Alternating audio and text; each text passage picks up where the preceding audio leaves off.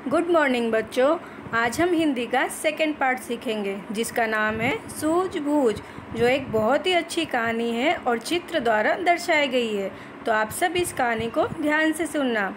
एक बार राजा कृष्णदेव राय ने राज दरबार में बैठे लोगों की बुद्धि की परीक्षा लेने की सोची। उन्होंने एक रजाई को दिखाते हुए ऐलान किया कि जो भी इस रजाई से मेरा पूरा शरीर ढक देगा मैं उसे इनाम दूंगा। राज दरबार में बैठे सभी लोगों को यह काम बहुत आसान लगा, पर रजाई देखकर सब चौंक में पड़ गए। इतनी छोटी रजाई, ये तो बहुत छोटी रजाई है। तभी एक मंत्री आगे आया और बोला, महाराज इस काम को तो मैं चुटकी बजाते हुए कर दूंगा। तभी महाराज बिस्तर पर लेट गए और मंत्री ने उन्हें रजाई उड़ाई। पर यह क्या, राजा कृष्णदेव राय के मुंह और पैर तो खुले ही रह गए।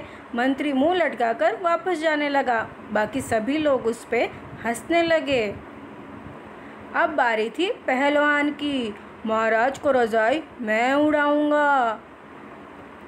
पहलवान रजाई उड़ाने लगा। उसने इधर उधर से रजाई खींची, लेकिन कभी सिर खुल जा रहा था, कभी पैर तो कभी हाथ। उसे भी खाली हाथ लौटना पड़ा। इसी तरह एक एक करके कई लोग आए, लेकिन सभी ने हार मान ली। अंत में राजा कृष्णदेव राय ने तेनालीराम को बुलाया। तेनालीराम, क्या तुम ये काम कर सकते हो? तेनालीराम बोले, जी महाराज, मैं ये काम अवश्य कर सकता हूँ। रजाई उड़ाते हुए तेनालीराम बोले, महाराज आप अपने घुटने को थोड़ा सा मोड़ लीजिए। तभी महाराज ने अपने घुटने को थोड़ा सा मोड़ लिया।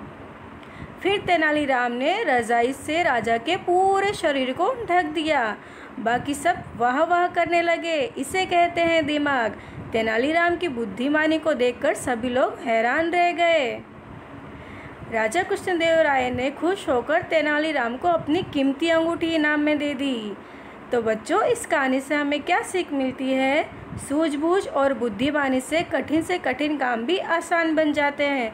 इसी तरह आपको भी अपने जीवन में कोई काम कठिन लग रहा हो तो आप शांति से बैठ के अपनी बुद्धि का प्रयास करके उस काम को आसान बना सकते हैं।